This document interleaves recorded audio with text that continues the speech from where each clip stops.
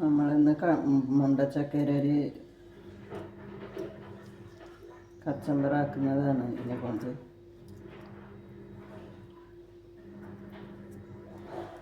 എന്താ മിനിയാന്നെ പറിച്ചിട്ട് കൊണ്ടുവച്ചിട്ടുണ്ടായത്. ഇതെല്ലാം ചെത്തി കളഞ്ഞിട്ട് നമുക്കിന്ന് ഉച്ചക്കത്തെ ചോറിനൊരു ഇതുണ്ടാക്കാൻ പോവുകയാണ്. ഞാൻ മുറിക്കുന്നതേ ഇല്ല ഇപ്പോൾ. പിന്നെ ഇത് കടുവും തേങ്ങയെല്ലാം കൂടി അരച്ചിട്ട് തൈരും കൂട്ടിയിട്ട് കച്ചമ്പറാക്കാൻ വേണ്ടി.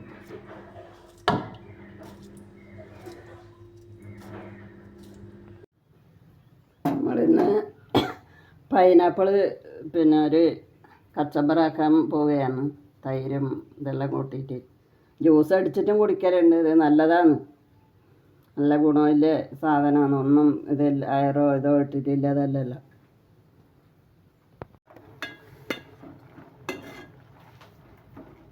കൂടുതൽ പിന്നെ വേവണ്ട, കുറച്ച് ആവി വന്നാൽ മാത്രം മതി.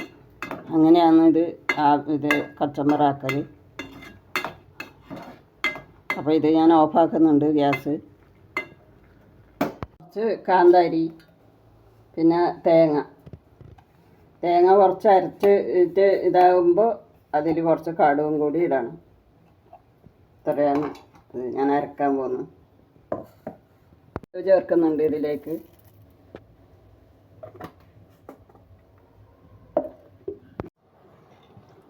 തേങ്ങ അരച്ചത് ഞാൻ ഇതിലേക്ക് ചേർക്കുന്നുണ്ട്. ഉപ്പ് പിന്നെ ആവിയിൽ വെക്കുമ്പോൾ കുറച്ച് ഉപ്പ് ചേർത്തിട്ടുണ്ട്. ഇനി വേണമെങ്കിൽ ഇടാം നോക്കിയിട്ട്.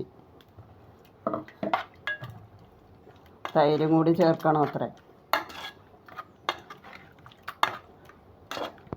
തൈര് ചേർക്കുന്നതാണ്. അപ്പോൾ നമ്മളിവിടെ വീട്ടിൽ തന്നെ ഉണ്ടാക്കിയ തൈരാണ്, പുറത്തുനിന്ന് വാങ്ങിയതൊന്നുമല്ല. പിന്നെ കറിവേപ്പിലയും കടുവും ഒന്ന് പൊട്ടിച്ചാൽ ആയി.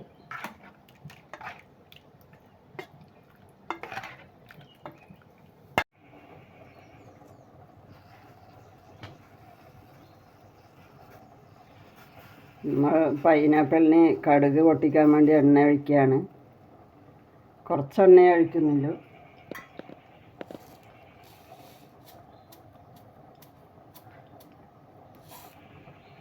കടുക് ഇടുന്നുണ്ട്.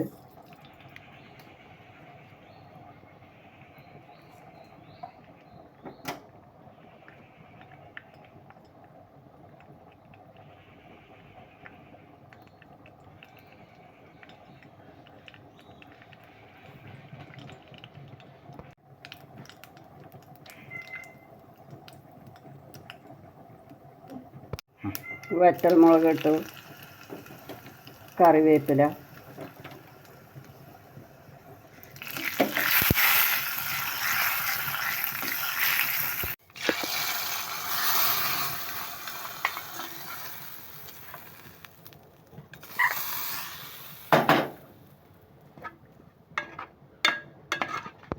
ഇതിൻ്റെ ടേസ്റ്റ് ഒന്ന് നോക്കുന്നു.